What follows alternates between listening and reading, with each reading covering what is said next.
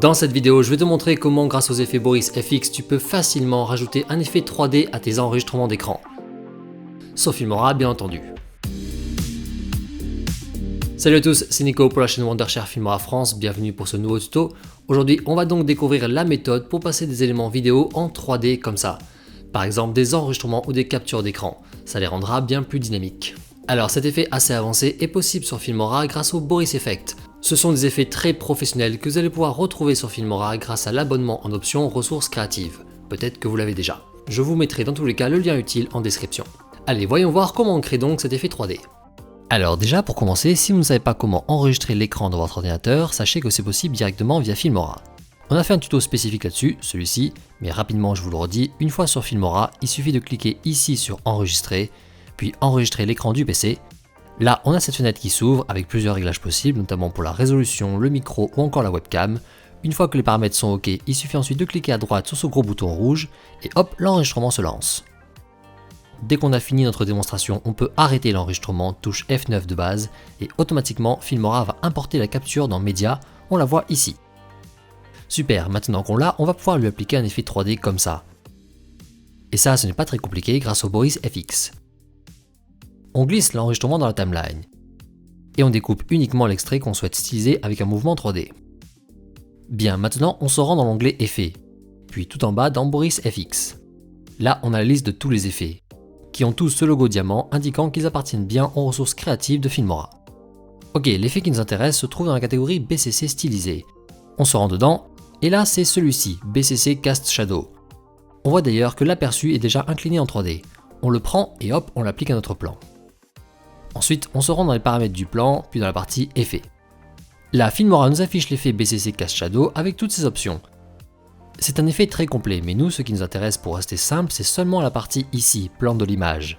On la déploie, et on récupère là toutes les options pour cette partie. Ce sont en fait les fonctions primaires de position, échelle et rotation du plan, mais cette fois-ci en 3D. Au lieu de n'avoir que X et Y, on a X, Y et Z. Et ça va être surtout intéressant pour la rotation, également appelée le pivot. Ici, vous voyez qu'on a les fonctions rotation ou pivoter sur X, Y et Z. En bougeant tout en bas pivoter Z, c'est la rotation traditionnelle en 2D, celle qu'on connaît déjà, et c'est celle qui ne nous intéresse pas. C'est juste en haut rotation X et pivoter Y qu'on souhaite. Regardez, en modifiant rotation X, je peux maintenant incliner le plan vers le haut ou vers le bas. Et avec pivoter Y, je peux l'incliner vers la gauche ou vers la droite en profondeur comme ça. En plus de ces deux outils, on retrouve l'outil classique échelle maîtresse ici, pour zoomer ou dézoomer sur notre clip. Et en haut, le réglage position XY pour déplacer notre image. Attention, ce réglage est extrêmement précis, il faut souvent modifier de quelques centièmes à peine les valeurs. Ok, et bien maintenant qu'on connaît l'effet, voyons comment créer rapidement ce rendu là, une animation en 3D. Et bien c'est simple, il suffit de créer une animation par image clé. Vous voyez que comme d'habitude sur Filmora, pour chaque paramètre, vous pouvez créer des images clés à droite avec ce losange.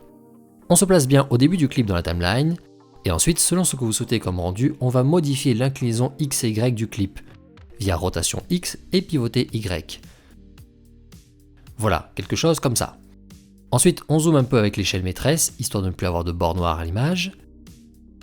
Et en fonction, on peut aussi ajuster un petit peu la position, si c'est une partie précise de l'écran qui nous intéresse. Voilà, là on est en place pour le début, on va pouvoir créer l'animation. Pour ça, toujours sur la première image, on crée des images clés pour chacun des réglages qu'on vient de toucher, en appuyant ici sur les losanges. Donc pour position XY, rotation X, pivoter Y et échelle maîtresse. Comme ça, Filmora retient bien les valeurs pour le début. Maintenant, on se rend à la toute fin du plan, et on va modifier les valeurs. Ce qui est sympa, c'est de créer une animation qui va ramener doucement le plan incliné de l'autre côté, avec en plus un petit zoom progressif. Donc en rotation X, je touche quasiment à rien, j'étais à moins 7,5, je peux passer par exemple à moins 3,5. En revanche, pour pivoter Y, là j'étais en positif, je vais maintenant passer en négatif, lui on le change pas mal. Ensuite, je vais zoomer un petit peu pour bien se focaliser sur la partie souhaitée, avec l'échelle maîtresse. Et enfin, au besoin, on peut réajuster le cadre en modifiant avec précision le paramètre position XY. A chaque fois, Filmora nous recrée des images clés pour la fin du plan. Et voilà, on est tout bon, ici on a créé l'animation 3D, alors c'est un effet gourmand donc il faut faire les rendus ici. Et une fois ok, voici le résultat. Voilà, tu sais maintenant comment créer un rendu 3D sur tes enregistrements d'écran grâce au Boris Effect. Si cette vidéo t'a été utile, n'hésite pas à nous faire un petit retour en like et en commentaire. Pour découvrir pleinement le logiciel Filmora, eh bien ça se passe sur cette chaîne-là, Wondershare Filmora France. Bref, je te souhaite de bon montage et on se dit à la prochaine. Ciao.